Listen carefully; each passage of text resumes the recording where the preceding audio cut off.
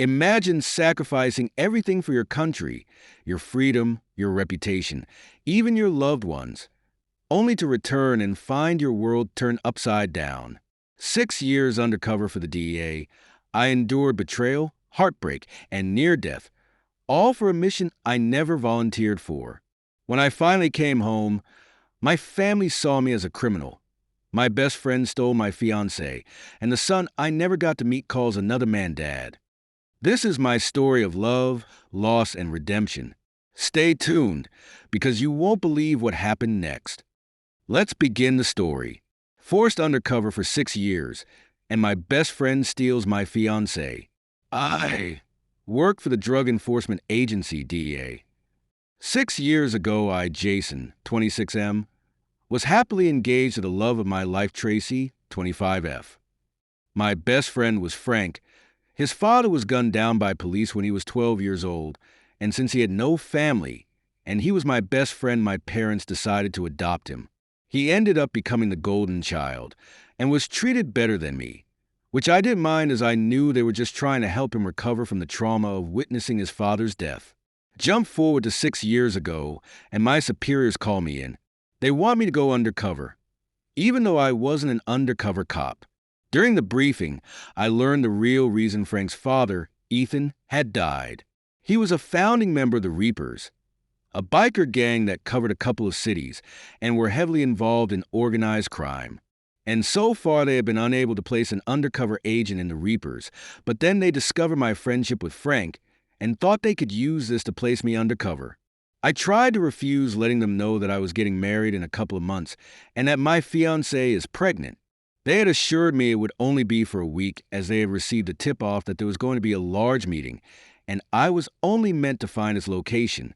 In my family, only my fiancée knew that I was a cop, mainly because of Frank, and I couldn't tell her that I was going undercover. So I told my family and fiancée I was going to be busy at work for the next week. The plan was that I would meet them to buy drugs, and this would get my foot through the door. Surprisingly, they had actually agreed pretty fast, but that's where everything went wrong. Shortly after the meeting began, there was a SWAT raid. Apparently, someone had phoned in about a possible bomb. During the raid, we were all arrested for drug trafficking. The next day, I was taken to an interrogation room where my superior was waiting. I was expecting him to be there to release me, but he told me that somehow all of the arrested bikers had claimed that I was high up in the organization, which my superior saw as the perfect opportunity for me to infiltrate the gang. And when I tried to decline, he told me that I have 2 options. One, that spend years in prison, or 2, I help them and be known as a hero. After calling him every name I could think of, I finally agreed, since I realized that I had very little options. As per the plan, I received a 30-year sentence. My family was very disappointed in me for going to prison for buying drugs. I asked my best friend to watch my fiancée for me, as she was 2 months pregnant, and he assured me not to worry, he would take care of everything. During the next 5.5 years, I got lots of info that helped with the investigation, but I still couldn't get the information that we need about the leadership. This is when I was confronted by a group of bikers in the showers.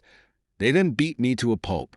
I was in hospital for over 3 months, and the doctors didn't know if I would make it the first week. As soon as I could, I passed on the information of who had stabbed me, as well as which wardens were on duty.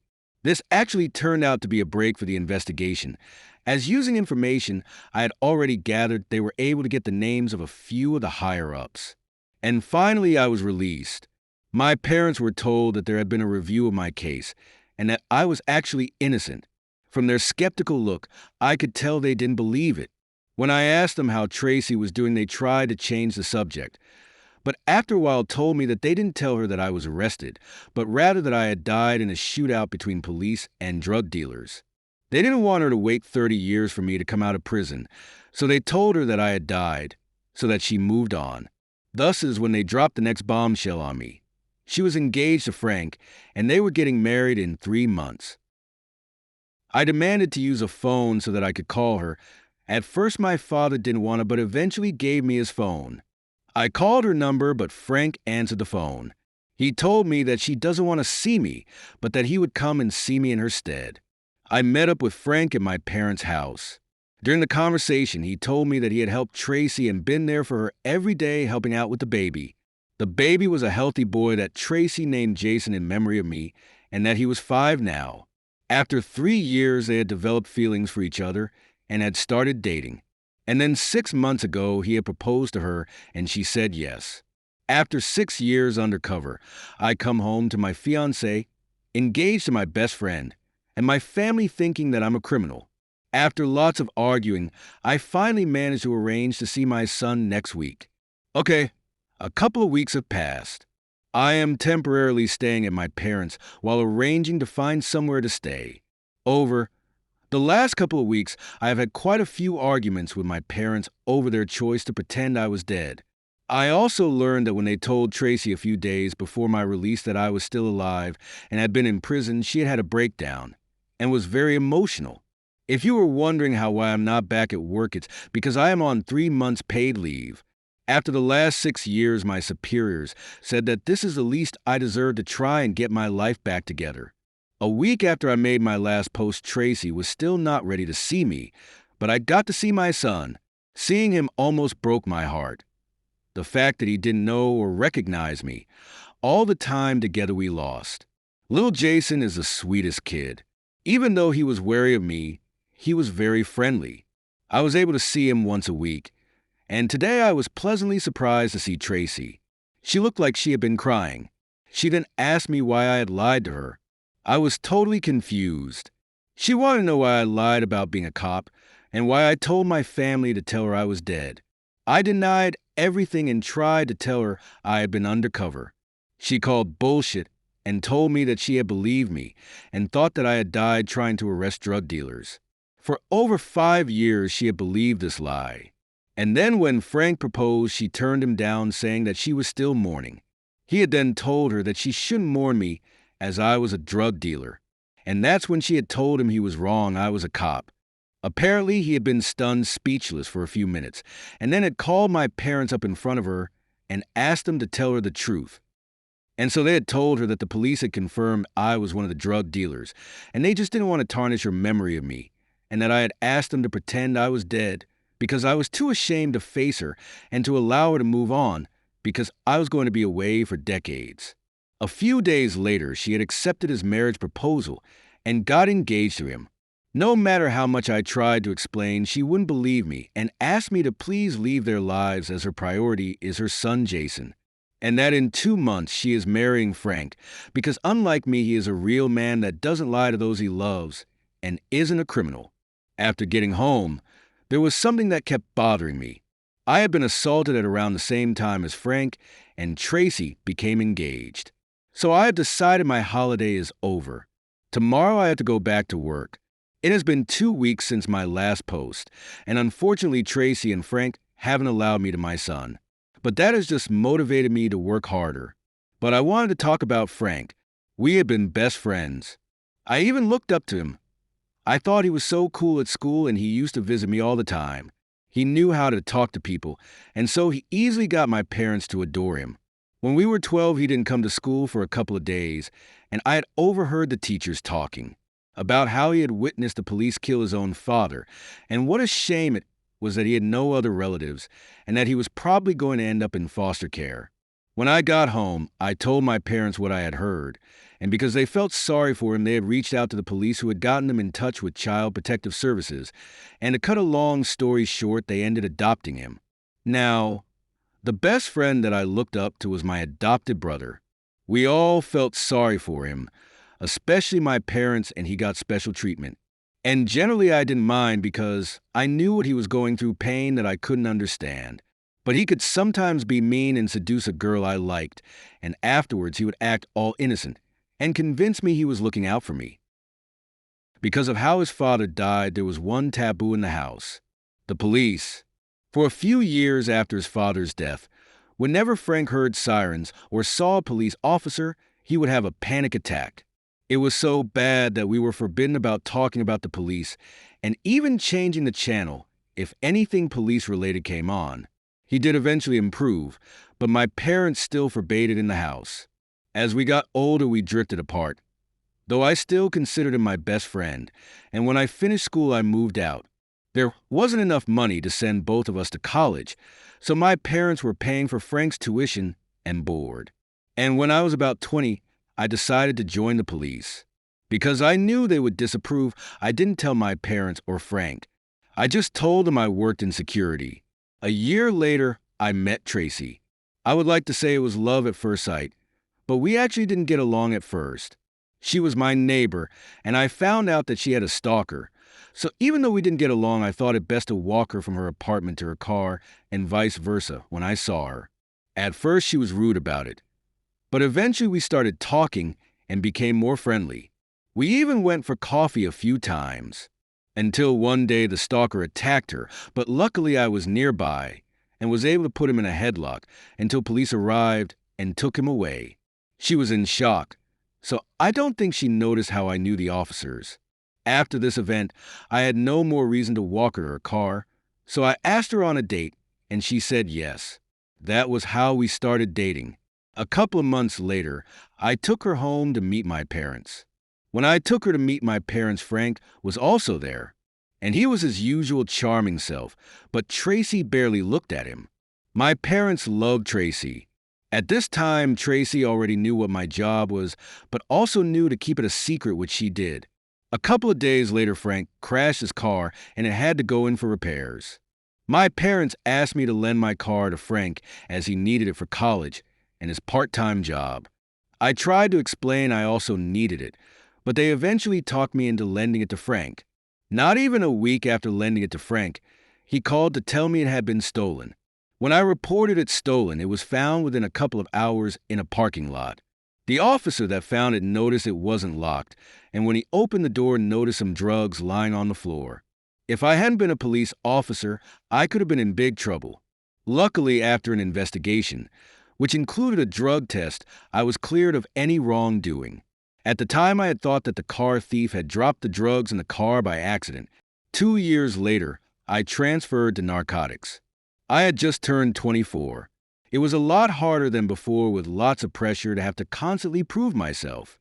And during all of this, I had kept in contact with Frank. And because of his bias towards the police, I never had to worry about running into any of my buddies from work when we went out together. And then a little over a year later, I proposed to Tracy, and she said yes. When I asked Frank to be my best man, he had told me he would be honored to. And then 8 months later, Tracy had told me she was pregnant. I was so happy. I was doing a job I loved that challenged me, was marrying the love of my life, and was now going to be a father. My life was perfect, at least until 2 months later. Looking back at my relationship with Frank, I realize now that only I thought of him as my best friend. I had become so used to letting him get his way. At first because I felt sorry for him, but then later on because it had become the norm. Even as I copped, I allowed myself to be pushed around, which is why I ended up going undercover in prison instead of calling my superior's bluff.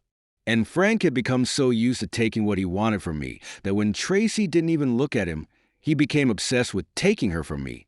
And he thinks he has won, but he doesn't realize that I am no longer the same man I once was.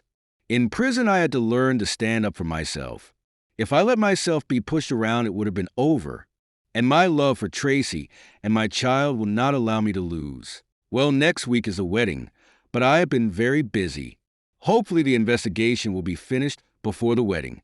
Just over 2 months ago, I learned that Tracy had told Frank that I was in the police. This combined with when she told him, I suddenly felt many things that were puzzling me suddenly clicked together. Questions like how was my cover blown, and why was I treated as if I had a high position in the Reapers, and also why they were so quick to meet with me and who called in the bomb scare. Luckily, he didn't know that I was a cop during the meeting. Otherwise, he would probably have had me killed and not just set me up. He didn't know that his actions would allow me to infiltrate the gang, or that his attempt to have me killed would backfire on him so badly, and that this would be what ultimately exposed him.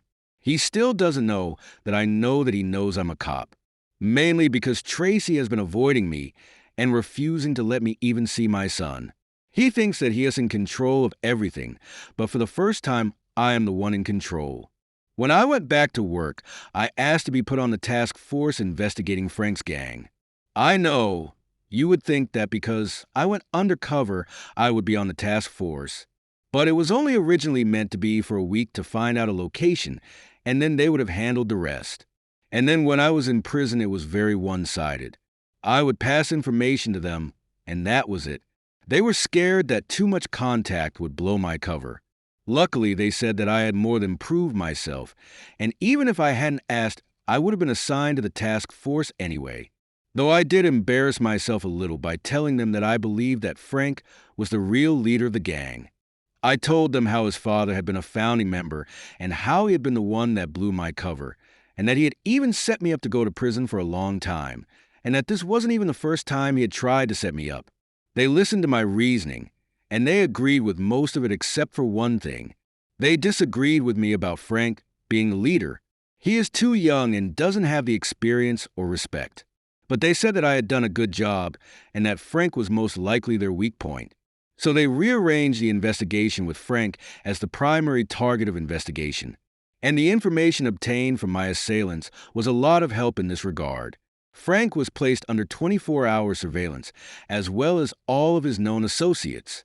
We also obtained warrants for his phone activity to see what calls he made, as well as for his bank accounts and email accounts. We actually didn't expect to find much this way, thinking that he would be using burner phones and have his money hidden in foreign accounts. But boy, were we wrong. He was so used to being in control and being the golden boy that he had used his own phones to call his criminal associates. And he even used his own bank accounts for his criminal activities, as well as his email accounts to send coded messages. We had already monitored the phone activity of the person, David, that had ordered the hit on me, but he had made and received so many calls that were mainly comparing it to numbers of known or possible associates. But going through Frank's phone activity, we found that he had made a phone call to David 3 days before I was assaulted and had made a payment into his account. And during his surveillance, we actually learned more about the criminal organization than we had ever known. He led us to drug dens and brothels that we didn't know about, and he regularly visited his father's best friend, Capone.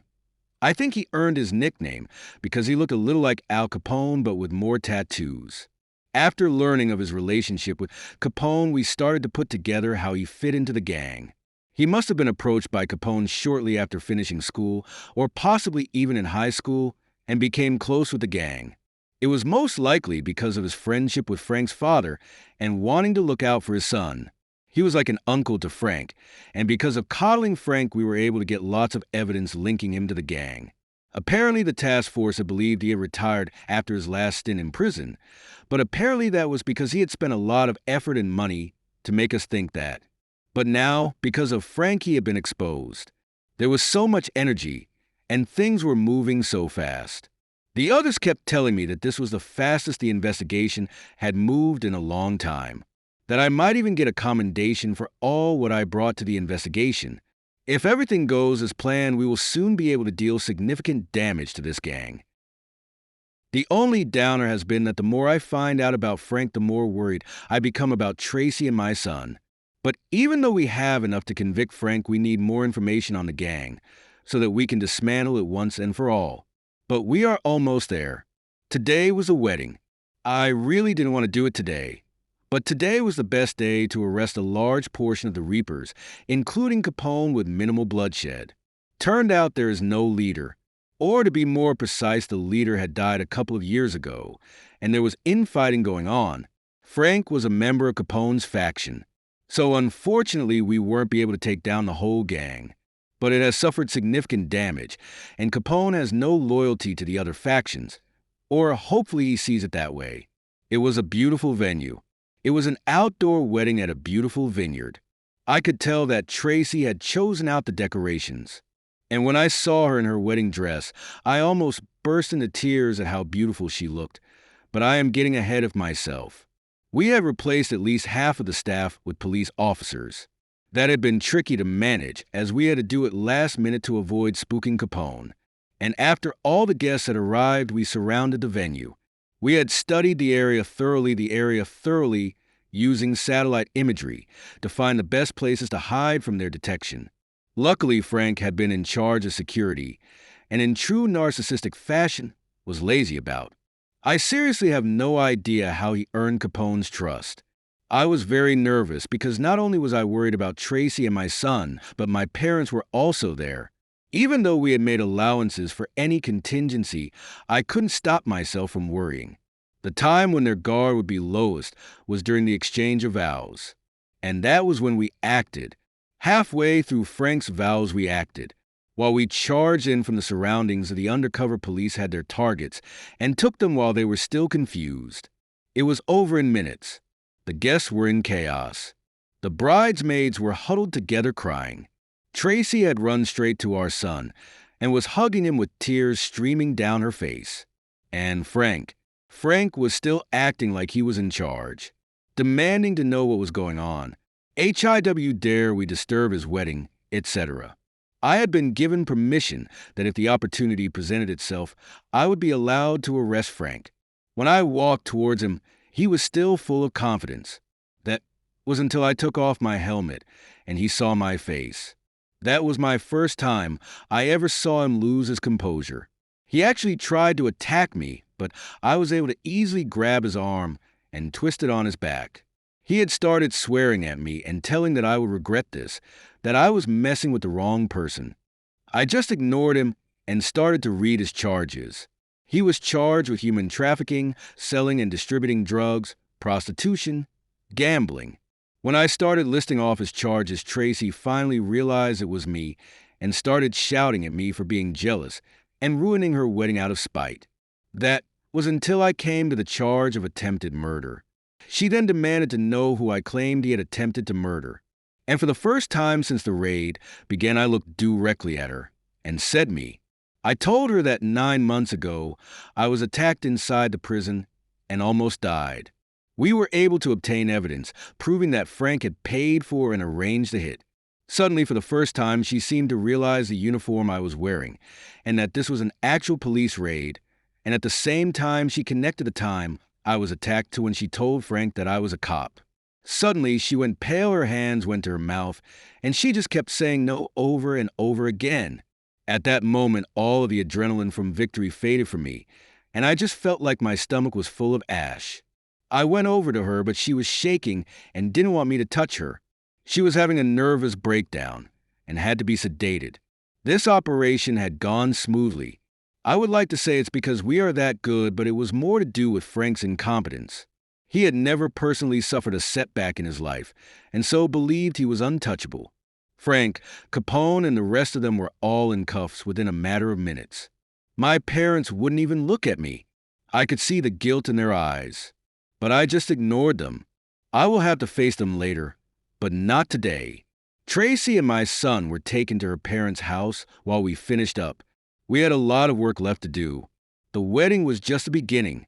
After Capone's arrest, there were coordinated raids across the city at all of their businesses.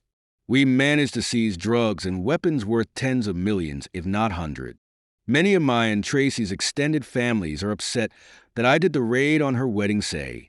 They really seem to think I was in charge. And even if I know why we had to do it on her wedding day, if I was in charge, I would have done it a day earlier. Not only for Tracy, but also my son. He was raised to see Frank as his father, and saw him being arrested in front of everyone. I hope he can recover from this, and that Tracy can one day forgive me. But even if she hates me, I couldn't let Frank stay around them. He is far too dangerous. Well, back to work. The next few days are going to be really busy. So, it's been a month since the wedding. I have been very busy.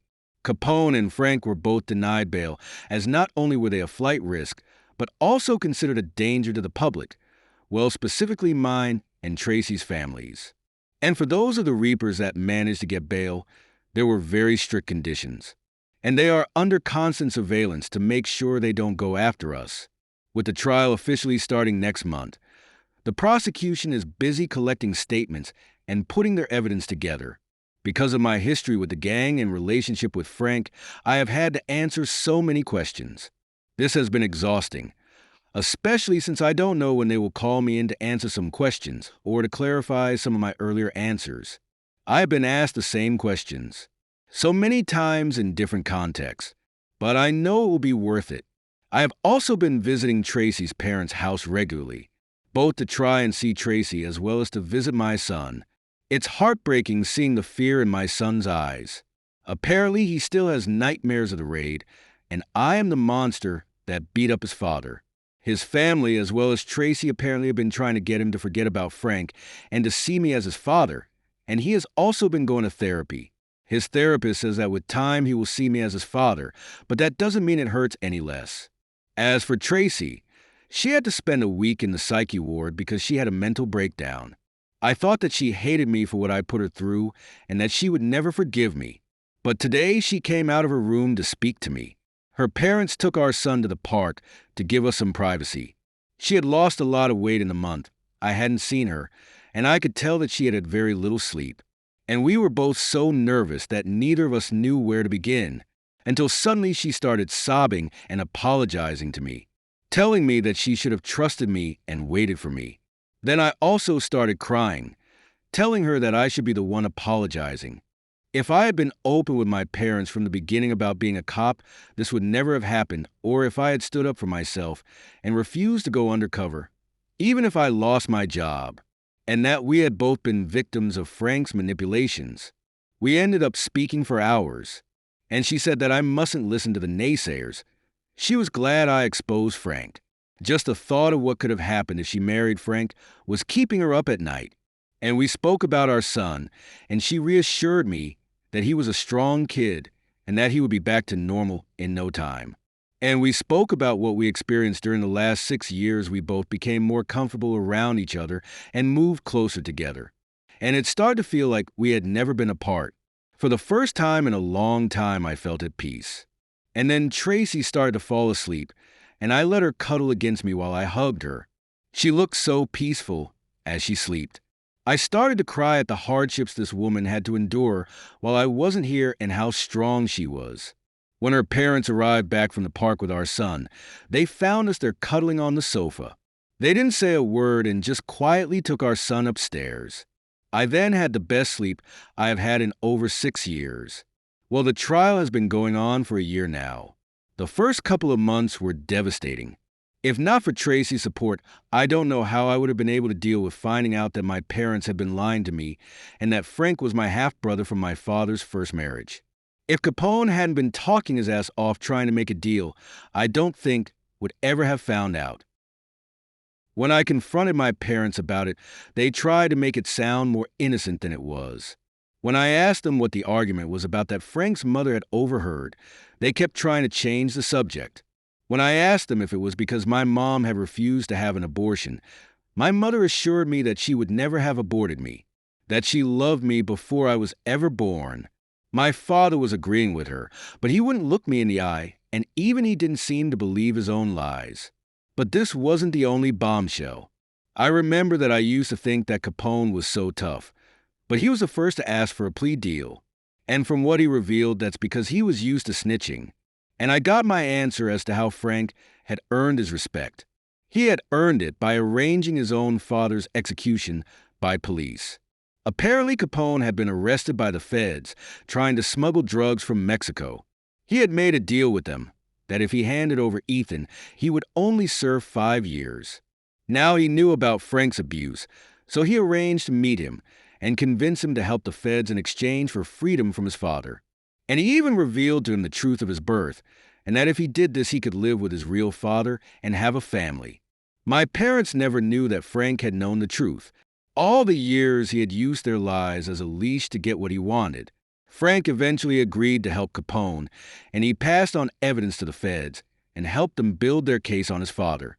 Eventually, they had enough evidence to arrest Frank's father, and so they told him to visit a friend that day. But Frank had other plans. He had bought his father's favorite liquor, and so he stayed home and gave it to him as a present. He then went and made sure all of the guns were fully loaded. He then went and watched for the feds, and when he saw them sneaking up, he ran and told his father, who was now drunk, and handed him a loaded gun before going to hide. It's obvious what happened next. He didn't stand a chance. Apparently, Capone knew all of this because Frank loved to brag about it. How no one gets to hit Frank and get away with it. And he was only 12. There were many more things he spilled about Frank.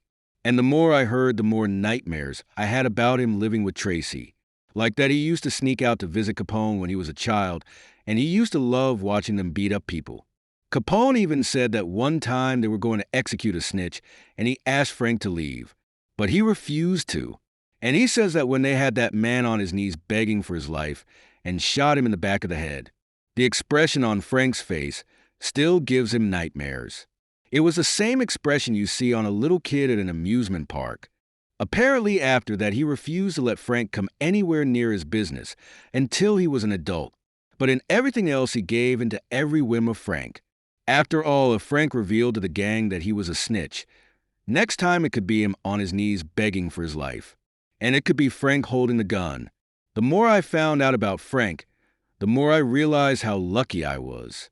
That he was such a narcissist, and that he never took me seriously. That he thought of me as a joke. If he had taken even a little more interest in me, he could have found out I was a cop, and it would have been me dumped somewhere with a bullet in the back of my head. I know I need to stop thinking about these what-ifs, but every time I think of this, my hands start to tremble. Not because of myself, but who would there be to protect Tracy and my son from him? Aside from the trial, things with Tracy and my son have been improving. He turned 6 a couple of months ago, and even though he still won't call me dad, he doesn't flinch at the sight of me anymore and lets me hang out. And Tracy had us studying to become a social worker. She is good with children, and she wants to save other kids from becoming like Frank. I'm fully supportive. We spend lots of time together, and even I can tell she wants us to be a family, but I can't. Not yet anyway. I want to focus on improving my relationship with my son and with each other. And I want this trial to be over first, so that the nightmare can be over and we can begin to rebuild our lives. The trial ended last week, and today was sentencing. Before I get to all that, I want to talk about what happened last week before the trial. My mother met me outside of the courtroom. She said that was the only place that she knew where I would be. I had blocked her and was avoiding her, and I was mostly at work or with Tracy and our son. She wanted to let me know that she had divorced my father. She had filed for divorce 6 months ago, but the divorce had only been finalized recently. She told me that she had always regretted marrying my father, that after that drunken one night she spent with my father, when she found out she was pregnant, she should have confessed to her best friend. But she felt so ashamed. But even so, she refused to be pressured into an abortion. After the death of Frank's mother, she was a mess, and so agreed to marry my father for my sake. And then when they adopted Frank, they became so focused on doing the right thing that they lost sight of what was important. And because I went along with it and was supportive of Frank, it just became the norm. That Frank was a priority. And Frank had convinced them that if they told Tracy I was in prison, it would destroy her future, that she would wait for me. He convinced them it would be better off if she thought I was dead. After that interaction, I entered the courtroom and sat near the back. To put it lightly, it was a farce. Frank got into a heated argument with his attorney. Apparently, he thought that he could give the closing arguments instead of his attorney. And when his attorney refused to let him go up and speak to the jury, he tried to get up and do it anyway. The bailiffs had to be called in to restore order. Eventually, after order had been restored, his attorney made his closing statements. And eventually the jury went into closed session to deliberate. Within 15 minutes they returned, and they found him guilty on all charges.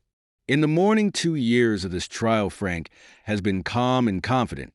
But now for the first time he realized he wasn't going to win, and he started swearing and shouting as they dragged him away. And then he saw me at the back, and he started shouting that it was my fault, and that I must sleep with one eye open because he was coming for me. And then today was sentencing.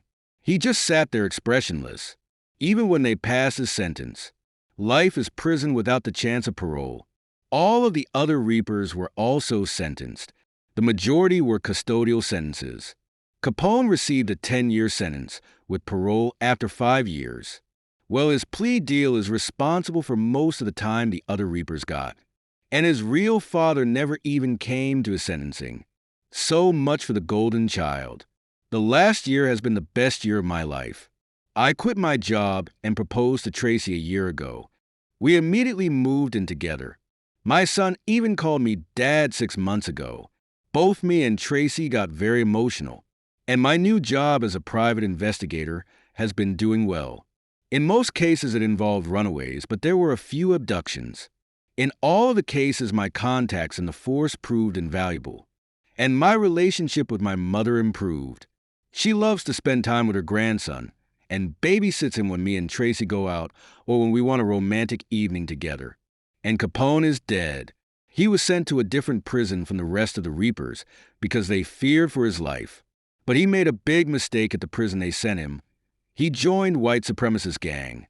After a few weeks, they got hold of his papers, and oh boy, were they not happy about a known snitch in their gang. So they kicked him out of the gang. For the next 6 months, he was extremely paranoid. He was now branded as both a snitch and a racist, and he had no friends. I don't know what he experienced in those 6 months, and I don't want to know. But he was found dead in the shower. Apparently, he slipped and hit his head against the wall, repeatedly until his skull caved in. And no one saw anything. And I have just gotten married. We got back from our honeymoon yesterday. We spent a week in Paris. It was beautiful. Tracy loved every minute of it. As for the wedding, we decided not to have a large wedding. We invited only close friends and family.